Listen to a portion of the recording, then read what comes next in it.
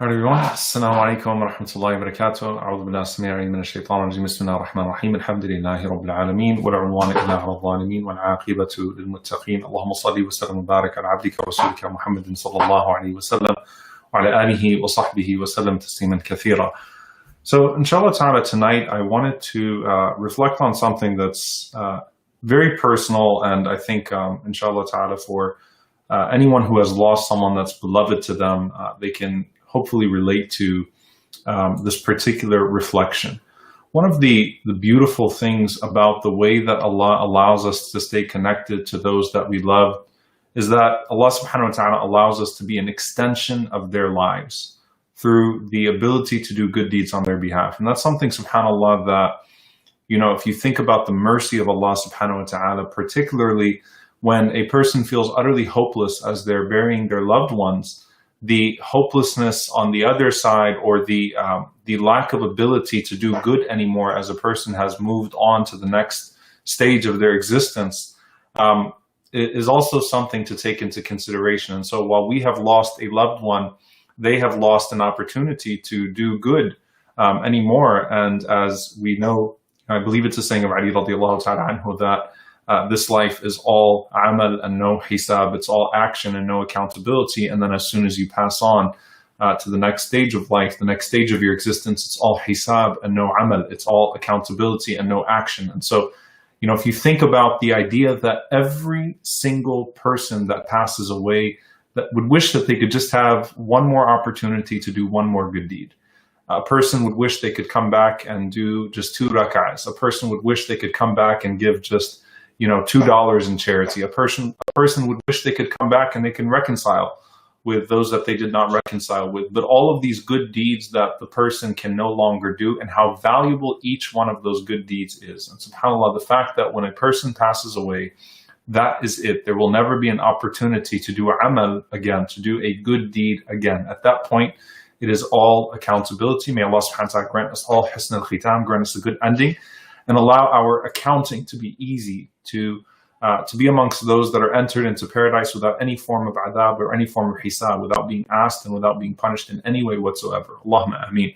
But this idea of connecting with that person after they pass away through being able to do good deeds on their behalf, this is something that we should take into account with everything that we do. Now, if a person passes away and they taught you to do good, so let's say someone taught you to do salah, your extension of their life is in your very performance of the salah. You're acting upon their beneficial knowledge. The Prophet ﷺ said that when a person passes away, everything is cut off from that person except for 3 things: a righteous child that would make dua for them, that would pray for them, and a knowledge that would benefit the people after they are gone, or a sadaqah jariyah, or a continuous charity.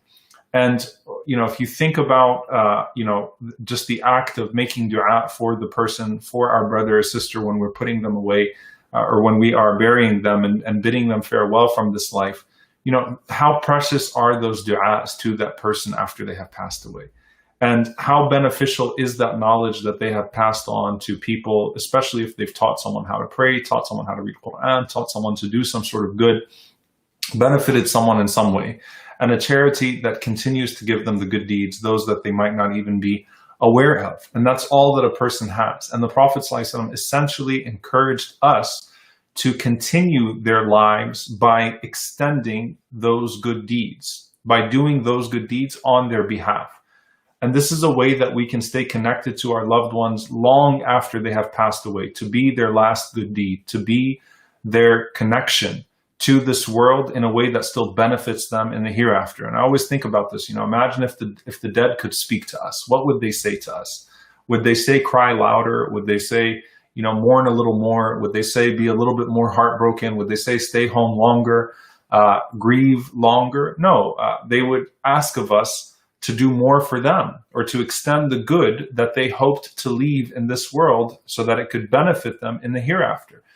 And subhanAllah, there was a connection that I just wanted to make, particularly of that hadith where the Prophet ﷺ mentions knowledge that is of benefit, charity that is continuous, and dua and supplication. You know, a dua huwa al-ibadah. The Prophet ﷺ said supplication is worship. It is worship. Dua is ibadah. And so to make dua for the deceased from your heart, and no one is going to make dua more sincerely for the deceased than those that were closest to them, that loved them the most. So to make dua sincerely from your heart, subhanAllah, your dua for that person after they pass away, for them could be even more sincere and stronger than their dua for themselves, because of how much you love them and how much you miss them.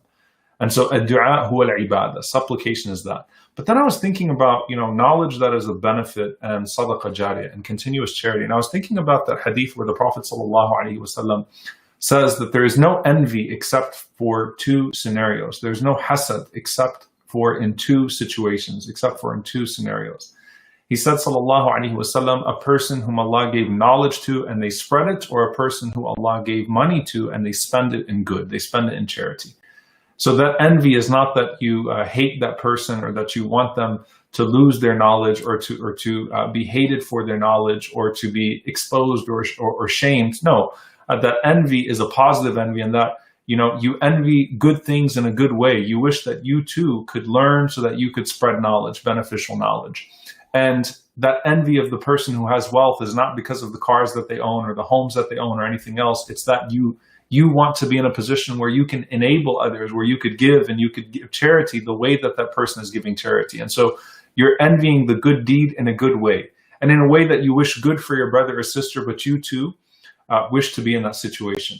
And subhanAllah, I was thinking about this in connection to the dead, right? The Prophet ﷺ specifically mentioned knowledge and charity.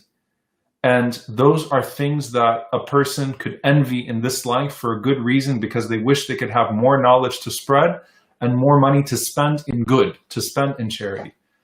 And how beautiful is it that the Prophet ﷺ allows us to do that for our loved ones after they pass away?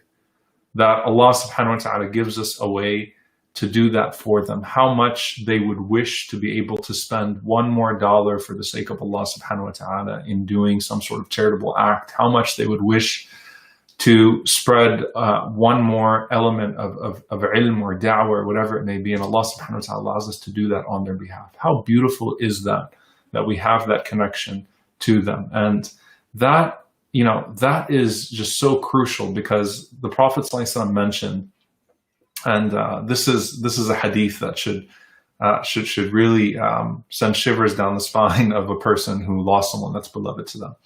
The Prophet ﷺ mentioned that when a person is in their grave, they are confronted by these people. So they meet these people, and he gave the example of a beautiful person and an ugly person.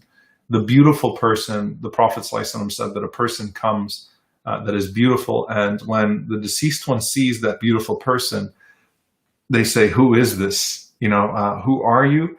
And this is a face, la ya'ti illa bi khair. You have to be bringing good news. A person this beautiful must be bringing good news, right? There is no way that this person is not bringing good news. And the Prophet ﷺ mentioned that the person would respond and say, "Ana amaluka salih," I am your good deeds. And subhanAllah, the gifts that we could send to our deceased ones, to our loved ones, with the good deeds that we perform on their behalf. That's so beautiful. Think about the most precious gift you could give to a person while they're still alive, while they're around you. What jewelry could you give? What flowers could you give? What expensive gift could you give as beautiful as being able to send that beautiful person to them in the grave to comfort them? That is the manifestation of a good deed that's been performed on their behalf. SubhanAllah, it is such a rahmah from Allah that Allah does not only allow us to say, Allah yarhamu, when they pass away, may Allah have mercy on them, but Allah allows us to be an instrument of mercy towards them by continuing the good deeds of our loved ones when they leave from this world. And so I just want you to think about that. And those who are struggling, who have lost their parents, who have lost spouses, siblings, uncles, aunts, close friends, children, whoever it may be, may Allah subhanahu wa ta'ala make it easy for you. And may Allah subhanahu wa ta'ala make you a source of ease for your loved ones. Be great for your loved ones. Be great for your loved ones. Do good for them.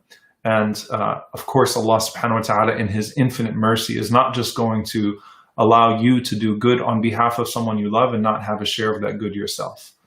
Be that goodness on behalf of them. And one thing that one of my teachers shared, and I'll end with this, that the connection of this, of a loved one who's left behind, who does these good things, is that it may be that that person influenced you, whether it was a parent that raised you in righteousness or whatever it may be, that person influenced you to do good, right? And so your inclinations towards those deeds of good after they have passed away on their behalf are directly tied to the influence of good that they had upon you while they were still here. So may Allah subhanahu wa ta'ala have mercy on our parents. May Allah subhanahu wa ta'ala have mercy on our loved ones. May Allah subhanahu wa ta'ala allow us to be an instrument of mercy for them. Stay connected to them. Extend the years that they have on earth. How many hasanat, how many good deeds did the Prophet ﷺ say that this good deed, is worth years, right? That this good deed would turn a person's face away from the fire for the distance of 70 years. And there are different types of things. So subhanAllah, the good that you do on behalf of a person when they pass away could literally add years to the hasanat, to the good that they would have done in this life, years to their records of good deeds on the Day of Judgment. And Allah subhanahu wa ta'ala certainly will give you a share of those good deeds with Ni'nai ta'ala. May Allah subhanahu wa ta'ala have mercy on our loved ones. May Allah subhanahu wa ta'ala surround us or descend upon us His love, and may Allah subhanahu wa ta'ala raise us in His love around His beloved sallallahu alayhi wa sallam in Jannat al-Firdaus with our loved ones. Allahumma ameen. Jazakumullahu khairan. Wassalamu alaikum wa rahmatullahi wa barakatuh.